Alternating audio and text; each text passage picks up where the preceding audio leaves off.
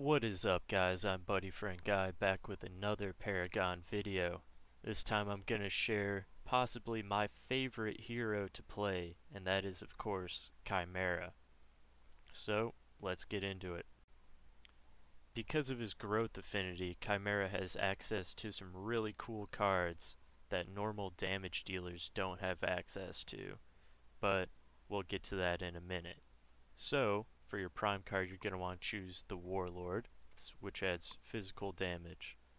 Once you're in game, you're going to want to buy a strike token and a flash fire piston. Now, you're not going to want to max out this flash fire piston first. You're going to want to add some damage before finishing off your attack speed, since this is the only source of attack speed you have.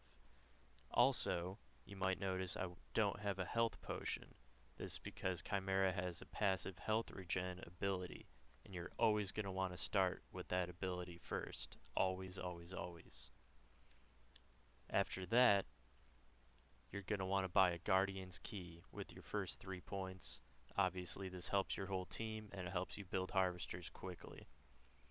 After that, you're going to want to buy a Rust Breaker, and you're going to want to max this card out, and it has a major strike, a regular strike, and a regular pierce. After that, you're going to want to spend 3 points on a brutal kinetic on your flash fire piston.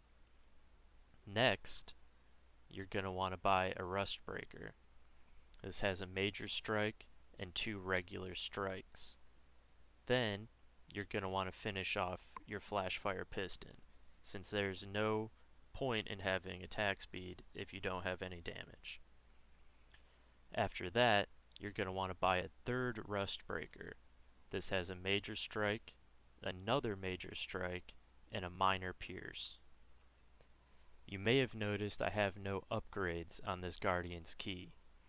This is because you're just going to sell it later in the game, and there's really no point in wasting points on just 6.5 physical damage. Now this is where Khaimera's growth affinity really comes into play.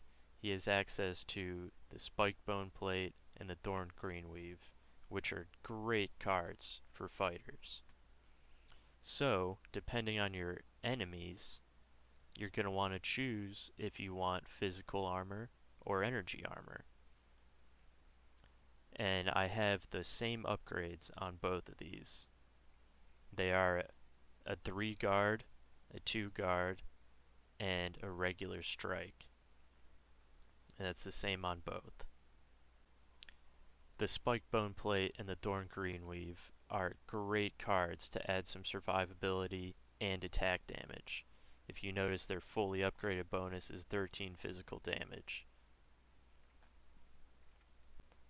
After maxing out either your Spiked Bone Plate or Thorn Greenweave, you're going to have to choose if you want armor or more damage. If you go with armor, you have a Tempered Plate with a 3 guard and 2 guards, and it's the same for the Toon Barrier. Now, if you want more damage, you just use your Thorn Greenweave or Spiked Bone Plate, whichever you didn't use before. However, I usually find that I go with the more armor, as this adds a lot of survivability, and it lets you stay in team fights for a lot longer. And that is it. With this build, you're going to be dealing a lot of damage, but you're also going to be able to take a lot of damage, and you'll be staying in team fights and outlasting your opponents.